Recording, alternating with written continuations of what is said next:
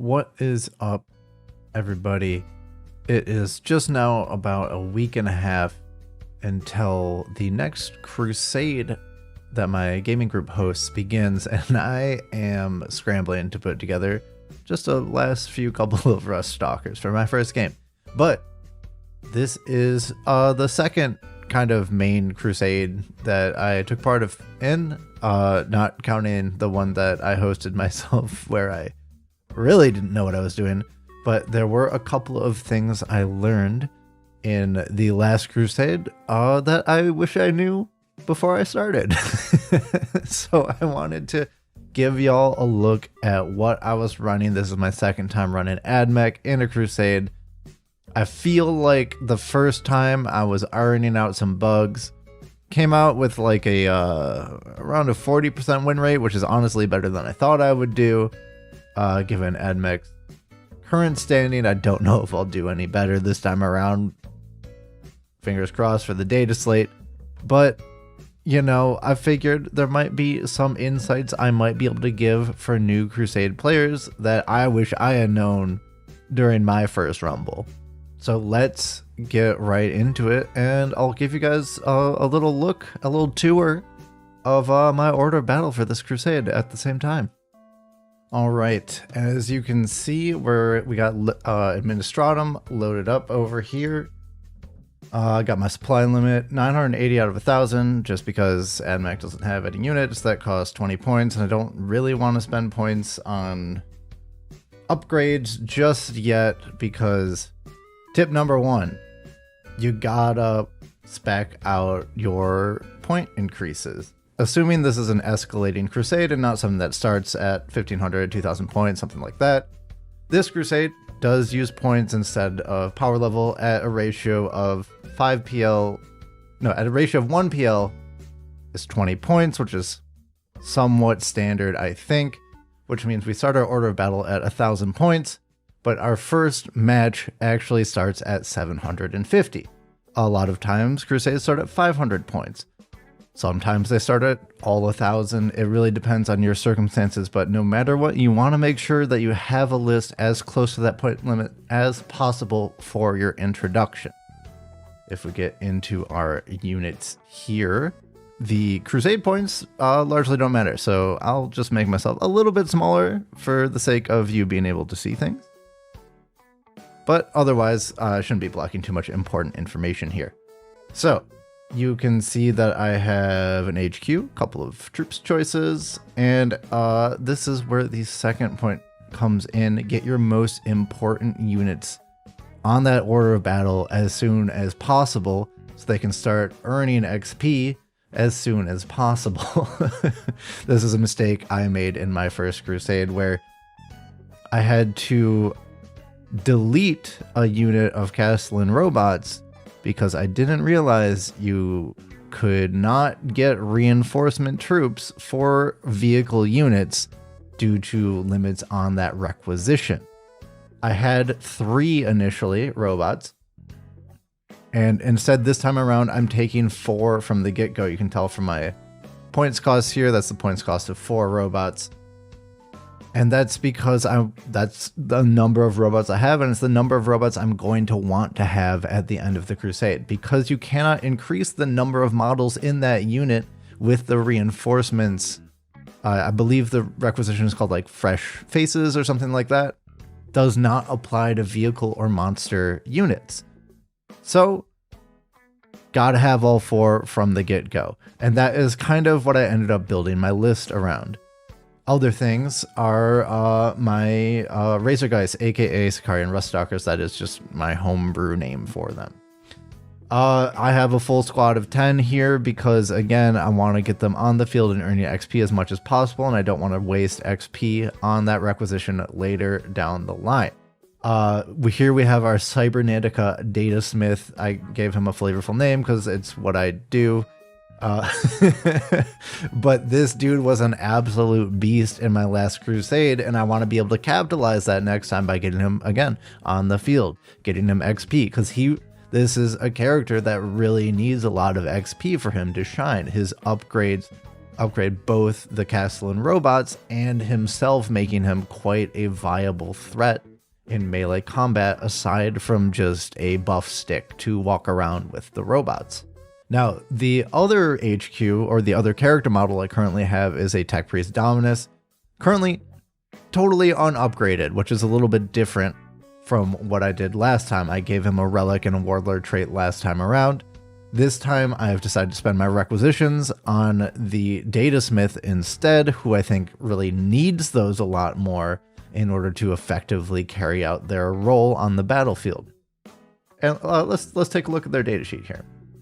So we gave my Data Smith Supervisory Radiance.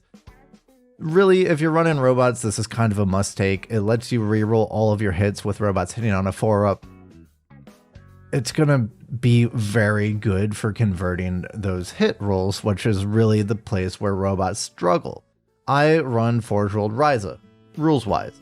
Wounding, robots wound anything in the game on 2s on the charge. They don't really need a lot of help wounding, but their hit value is where it really comes into play. Now, I know what you're saying. You could use the Datasmith action to change their programming, or you could use binaric override in order to also change their programming, but that also weakens their save and makes them a lot less durable. And I think hitting on 2-ups versus hitting on 4-ups, re-rolling all hits, I think the amount of conversions for hits is going to mathematically equal out to about the same. I'm not good at math, but that just sounds right in my head, and that's what I'm going with. And I've also given him the relic, the Uncreator Gauntlet, which is an absolute powerhouse in melee. It's an improved Power Fist. You get an additional attack with it. It deals mortal wounds against vehicles on hits.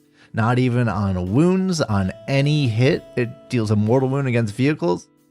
This guy in my previous campaign one-shot a Orc Kill Rig, which has 18 wounds. Tore through them all. Strength ×2, AP -3, damage 3, again, playing Ryza, wounding everything, getting +1 to wound on the charge, means he's wounding pretty much everything in the game. On 2s, on the charge, this guy can deal massive amounts of damage with this relic, especially against anti-artillery, anti-tank, things of that nature.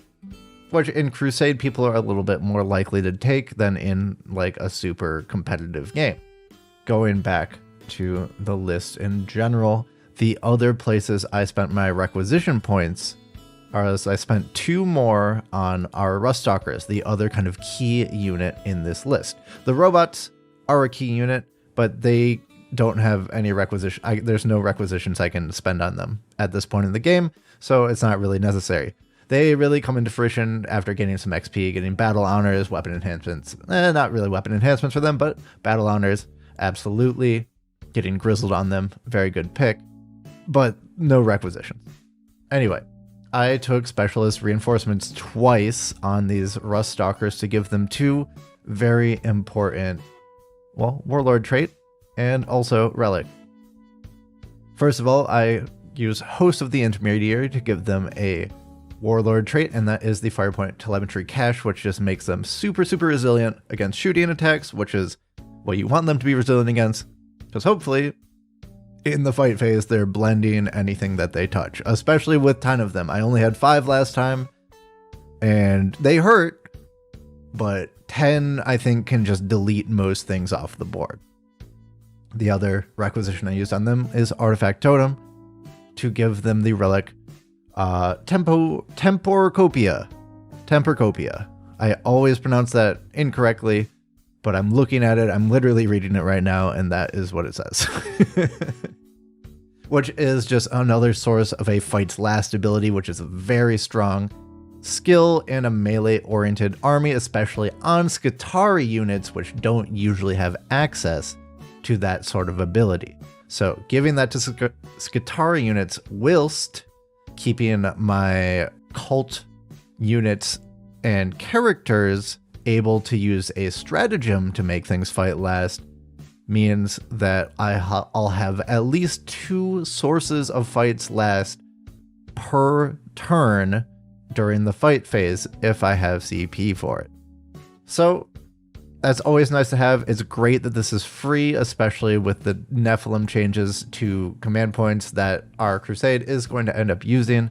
Felt like I needed it this time around. Last time around, I only had Firepoint telemetry cache, and it meant that if they got charged, they usually got deleted because they are very much a glass cannon type of unit. So you really want to make sure they can get as many of their hits in there as much as possible before the enemy gets a chance to swing back, or countercharge, or do anything like that, any sort of shenanigan.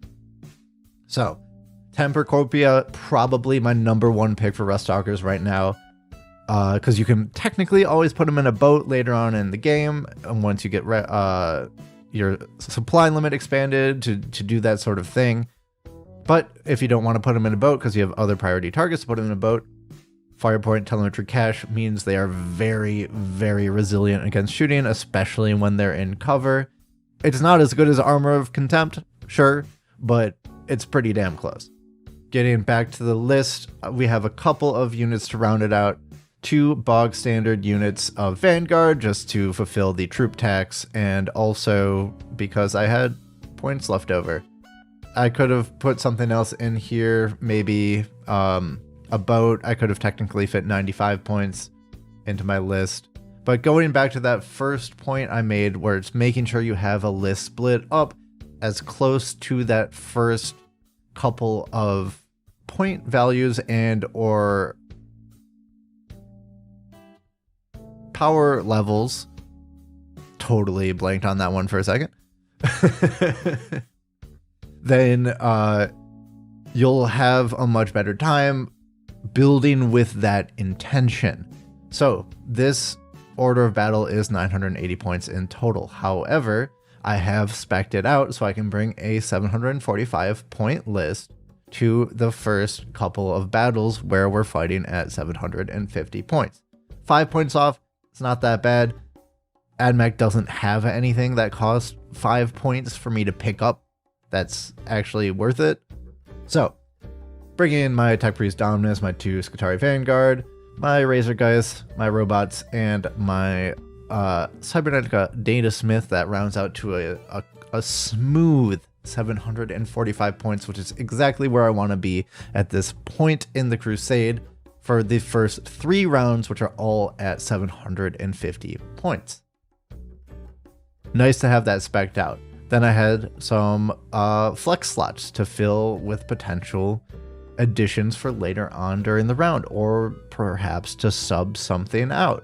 For example, I could theoretically drop both squads of Vanguards, pick up the Sicarian Infiltrators, and that would be 750 points as well, which would bring me 3 CP down, which isn't ideal at all, especially given the CP changes that we're going with, but it is technically an option.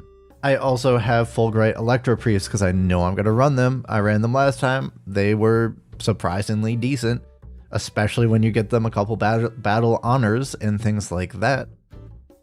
So I wanted to make sure I was bringing them on the Crusade as soon as possible so I could field them essentially as soon as possible. Not during this round, but starting next round, where we'll get more XP and more chances to level them up once the points levels expand to 1,000 points in the next round. None of these guys have any other requisition spent on them, and you might be saying to yourself, hey Toasty, you got 1 more requisition point. What you doing with that? And currently, nothing. I always like to keep 1 in the bank just in case there is a battle scar that I need to get rid of, because there are some that are truly abysmal for some of my units. Or if I don't need that, I can always use it to increase the supply limit later, which I'll need down the line, but I don't have anything super pressing to spend it on right now. If I were to give 1 more thing to 1 person, I would probably give my Tech Priest Dominus the Cartogrammist Warlord trait, which allows the Fulgurite Electro Priest to deep strike in and be able to theoretically charge off the block. Last time around, I brought a boat, which is 95 points worth at a pretty resilient 12 wounds, putting out 16 stubber shots per attack. It's overall a pretty good dedicated transport, but it is 95 points, and it was required to ferry my Fulgrites up the field so they could actually attack and not just die, because they also die real fast. And with the stratagem that lets them select a unit to fight last, that's usually not that much of an issue. But this seems like a little bit better. A little bit better, at least early in the game. And then maybe I can use the boat for my Rust Stalkers or something like that. Either way, I am very pumped for this crusade, and gotta go back and finish those Rust Stalkers. So, a little bit of a talking head video this week, but next time's video is going to be super interesting and something very different for the channel that I hope you guys all enjoy. So make sure you stay subscribed so you don't miss that. Feel free to throw a like if you enjoyed this Crusade content as well. I always like to try and be helpful. I'm not the best person at this game, but I feel like I've learned a thing or two that I could hopefully pass on to you all. And as always, let me know what your Crusade experience is like in the comments. You got any Crusades coming up? Any just finished? Are you in between armies? Let me know in the comments below. And I'll see you guys next time. Peace!